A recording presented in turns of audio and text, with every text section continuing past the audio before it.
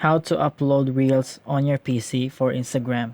So if you find this tutorial helpful, please subscribe to this channel and click on the bell icon on to be updated if there are new uploads here.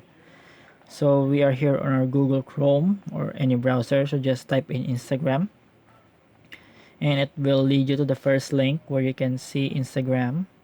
Just click on it so you will be logged in. If not, you can just log in if you are not yet logged in your PC.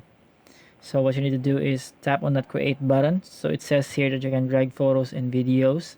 So just tap on that button and then you can pick any video that you want to create as a reel. So let us pick this one. Alright. Okay.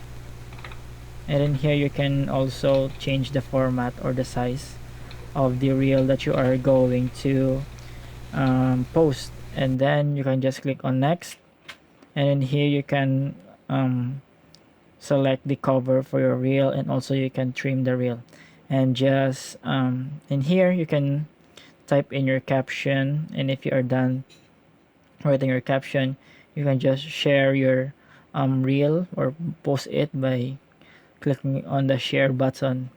So that's how you post a reel on your Instagram PC. Thank you for watching.